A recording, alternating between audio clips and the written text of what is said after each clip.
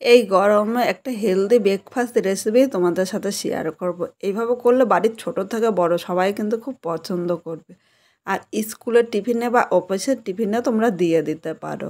নমস্কার বন্ধুরা, Piyali lifestyle with village ফুডে সকলকে স্বাগত জানাচ্ছি। আজকে তোমাদের এই গরমে একটা হেলদি ব্রেকফাস্ট রেসিপি শেয়ার করব।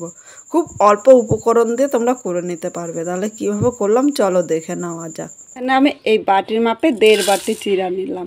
1.5 বাটি মানে 300 গ্রাম এখানে চিড়ে আছে। চিড়েটা তোমাদের প্রয়োজন অনুযায়ী নিয়ে নেবে। এখন আমি চিড়েটা 3-4 বার ভালোভাবে পরিষ্কার জল দিয়ে ধুয়ে নেব। আর এই রেসিপিটা করার জন্য কিন্তু অবশ্য শক্ত চিড়ে যেটা হয় সেটা নিতে হবে। নরম চিড়ে নিলে একদম ভালো হবে না, কাদা কাদা হয়ে যাবে। দেখো চিড়ের মধ্যে অনেকটা জল ঘোলা। এভাবে 3 বার ধুয়ে নিলে চিড়েটা কিন্তু একদম পরিষ্কার হয়ে যাবে। চিড়েটা আমি 3 বার ধুয়ে নিয়ে এসেছি। আর এইভাবেই কিন্তু ভিজিয়ে রাখতে হবে, খুব বেশি জল দিলে হবে না। চিড়ের এখানে কিন্তু আমি খুব বেশি জল দিইনি, শুধু গায়ে ভেজানোর মতো রেখে দিয়েছি। এবার চিড়েটা 2 মিনিট এক সাইডে আমি রেখে দেবো। এখানে বীজ ছাড়িয়ে টমেটোগুলো আমি কেটে নিয়েছি একটা শসা, একটা পেঁয়াজ আর লঙ্কা কুচি। এদিকে একটা কড়াই বসিয়ে দিয়েছি। কড়াইয়ের মধ্যে আমি 1 চামচ সর্ষের তেল দিয়ে দিলাম, খুব বেশি কিন্তু তেল দেবো না। তেলটা গরম হয়ে গিয়েছে। এবার এখানে একটা মাঝারি সাইজে পেঁয়াজ দিয়ে দিলাম। এর মধ্যে আমি 1/2 চামচেরও কম মানে 4 ভাগের 1 ভাগ লবণ দিয়েছি। এবার পেঁয়াজটা নেড়ে চেড়ে লবণের সাথে মিশিয়ে নিলাম, তাহলে পেঁয়াজটা কিন্তু তাড়াতাড়ি নরম হয়ে যাবে। এবার আমি 2 থেকে 3 মিনিট পেঁয়াজটা হালকা লাল করে ভেজে নেব, খুব বেশি কিন্তু ভাজার প্রয়োজন নেই। 2 মিনিট পেঁয়াজটা ভেজে নিয়েছি। এবার এখানে আমি 1/2 চামচেরও কম হলুদ দিয়ে দিলাম। এর সাথে আমি 3টে কুচনো লঙ্কা দিয়েছি। এখানে একটু ঝাল হলে খেতে ভালো লাগে, কিন্তু প্রচণ্ড গরম পড়েছে তাই আমি একটু ঝালটা কমই দেবো। তোমাদের যদি ঝাল পছন্দ হয় তাহলে আর একটু লঙ্কা দিয়ে দিতে পারো। এবার নেড়ে চেড়ে মিশিয়ে আর 1 মিনিট আমি ভেজে নেব।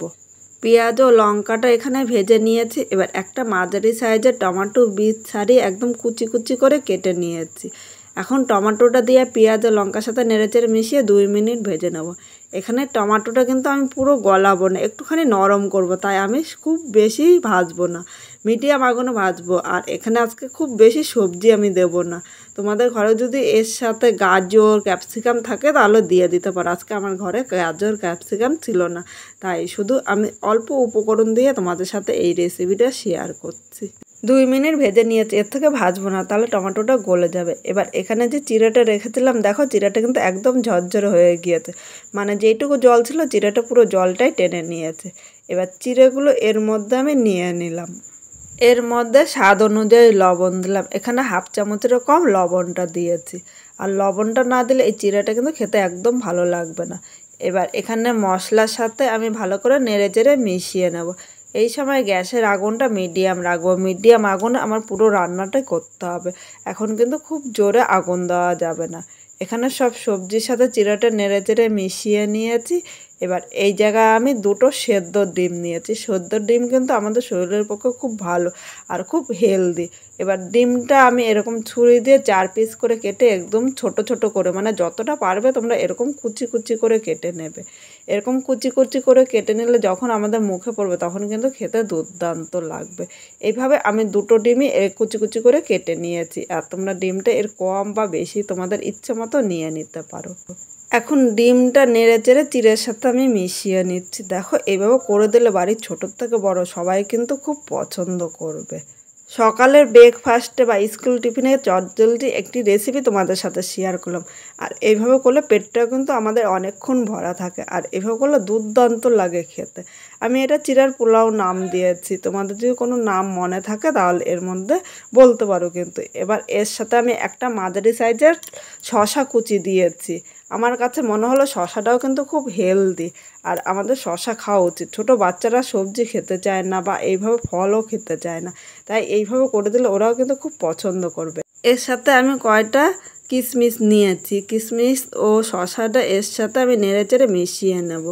আমরা যখন এই পোলাওটা খাবো তখন যদি কিশমিশটা মুখে পড়ে তখন কিন্তু দুর্দান্ত লাগবে। একটু ঝাল মিষ্টি আর একটু লবণ দিয়েছি, নোনতা ভাব, দারুণ লাগে কিন্তু। আর এই গরমে হেলদি ব্রেকফাস্ট রেসিপি তোমাদের সাথে শেয়ার করলাম। সব কিছু নেড়েচেড়ে মিশিয়ে নিয়েছি। এখন আমি গ্যাসের আগুনটা বন্ধ করে দেবো, কারণ আর কিন্তু জাল দিতে হবে না। এবার একটা পাত্রের মধ্যে নামিয়ে নেব। আমি আজকে যেইভাবে রান্না করলাম, তোমরা যদি সেইভাবে রান্না করো তাহলে খেয়ে কীরকম লাগলো কমেন্ট করে জানাতে কিন্তু ভুলো না। নতুন কোনো বন্ধু যদি আমার এই ভিডিওটি দেখতে আসে, ভালো লাগলে একটা লাইক শেয়ার কমেন্ট করো, সাবস্ক্রাইব করে পাশে থাকো, যাতে নতুন নতুন ভিডিও আপলোড করলে সবার আগে নোটিফিকেশন আপনার কাছে পৌঁছিয়ে যায়। এবার এর উপর দিয়ে আমি 1 চিমটি বিট লবণ ছড়িয়ে দিলাম। আর এখানে টমেটো সস নিয়েছি। এই টমেটো সসটার দাম 10 টাকা। যে কোনো দোকান থেকে কিন্তু তোমরা খুব সহজেই পেয়ে যাবে। আর এইভাবে করে দিলে বাড়ির বাচ্চারা কিন্তু খুব পছন্দ করবে।